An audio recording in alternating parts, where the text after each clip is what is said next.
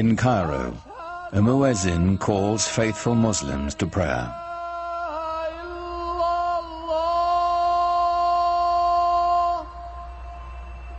It's the same call that sounds 5 times a day, every day, in cities across the world.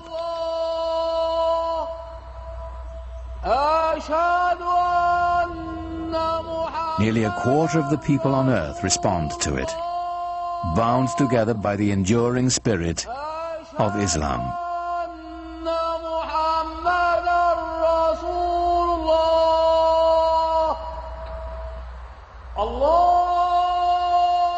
God is most great, the muezzin calls. I testify there is no other God but God. I testify Muhammad is the messenger of God.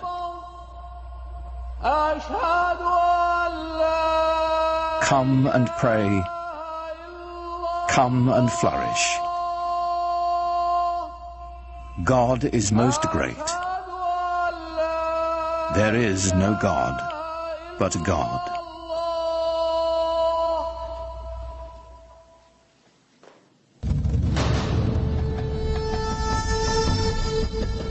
In the unfolding of history, Islamic civilization has been one of humanity's grandest achievements. A worldwide power founded simply on faith. A spiritual revolution that would shape the nations of 3 continents and launch an empire. For the West, much of the history of Islam has been obscured behind a veil of fear and misunderstanding. Yet Islam's hidden history is deeply and surprisingly interwoven with Western civilization. It was Muslim scholars who reclaimed the ancient wisdom of the Greeks, while Europe languished in the Dark Ages. It was they who sowed the seeds of the Renaissance, 600 years before the birth of Leonardo da Vinci.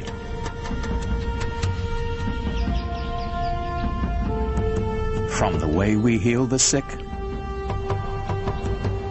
to the numerals we use for counting, cultures across the globe have been shaped by Islamic civilization.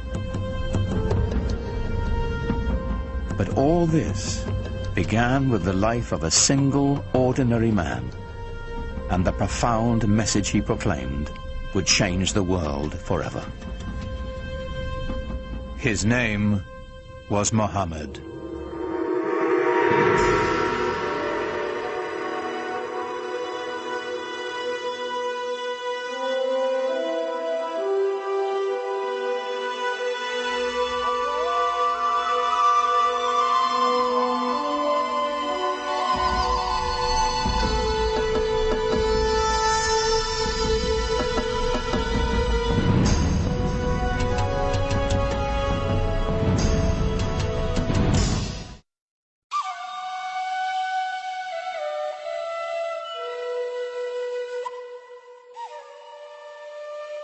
To Muslims, the life of Muhammad is a story revered, in its mysteries as much as its certainties, that our beliefs held sacred. Whatever we can tell about the Prophet, of course, is screened through the filter of what has been preserved over the centuries and what people have wanted to preserve. And it's very difficult to pull out from all of these different sources that are very adoring and the ordinary human being that the person that he was.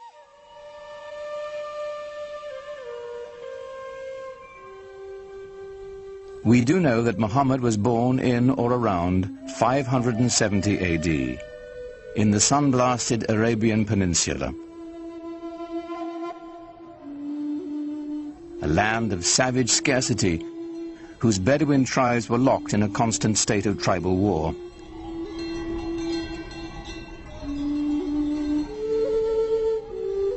While still an infant, Muhammad's parents gave him his first taste of life in the desert. Muhammad was from a town, Mecca, but he was sent off to live with the Bedouin because the people, even in the town of Mecca, felt that the Bedouin were the holders of the deeper cultural Arab values. And the Bedouin view the townspeople as having lost their really authentic roots in Arab culture and the poetry and animal husbandry and all the things that they do so well. By the time Muhammad was 6, both of his parents had died, and he was taken under the protection of his uncle, chief of his clan. Being an outsider gave him a singular perspective. He'd been orphaned early and developed very early on a passionate sense of concern for those who are left out of society. To be orphaned in a tribal society where clan and family relationships are your keys to everything, success, status, honor, dignity, is to face what it really feels like to be marginalized. And that obviously had a very deep impression on him as a young man. In some ways, it was detrimental, of course, to grow up without parents, but in other ways, he was so adaptable. He had many parents, he had many fathers, he had many mothers, so it made him a child of everybody. Muhammad's clan, like Arabs all across the Arabian Peninsula, would share the stories that had been told and retold for generations. Pre-Islamic Arabian civilization was largely an oral culture, and was tremendous respect for and admiration for people who could express themselves orally, and especially those who could recite poetry almost at the drop of a hat. Some of the most important people in a tribe were the poets. As they sang of the glory of the tribe, they told the story of the tribe. To the Bedouin, the word had a mystical importance. Poets linked the tribe to its ancestors and celebrated values older than memory. Poetry was the sinew that bound the Bedouin together, celebrating their victories, lamenting their defeats. The poems themselves, like the poems of Homer, both celebrate this great heroic ethos and yet intimate in the deepest way the tragedy that this ethos of constant tribal warfare brings to people. Warfare and conflict were the grim realities of a dangerous time. Muhammad's uncle taught him the skills he'd need to survive in a world where even a prophet would wield a bow and arrow.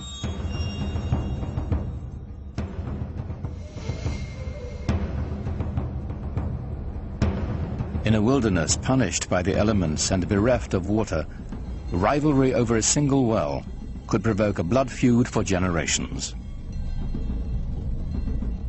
A real rivalry, real battles, and sometimes quite bloody.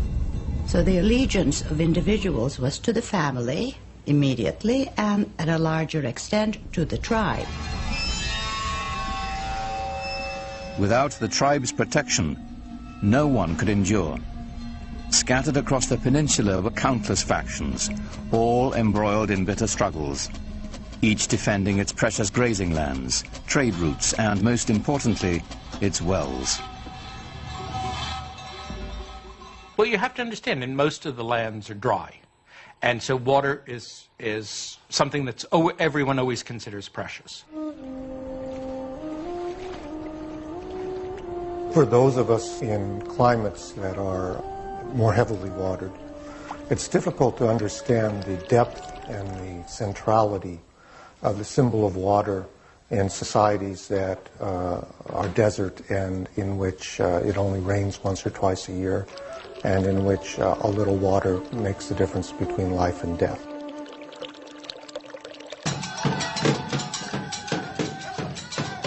Each clan had its own separate gods and totems, to water and wind, fire and night. They were kept in the caravan town of Mecca, in a shrine of wood, stone and cloth. It was called the Kaaba, the Arabic word for cube. Pre-Islamic Arabs worshipped a number of spirits, and they were generally nature-oriented spirits, sometimes associated with natural features like trees or rocks or springs. And the Kaaba in Mecca was one of a number of these sanctuaries centered around a particular cluster of deities. It was said the Hebrew patriarch Abraham himself built the Kaaba centuries before, and that a sacred black stone it held within had fallen from the sky. In these turbulent times, the Kaaba provided a rare place of peace. Only here would the Bedouins submit to a temporary truce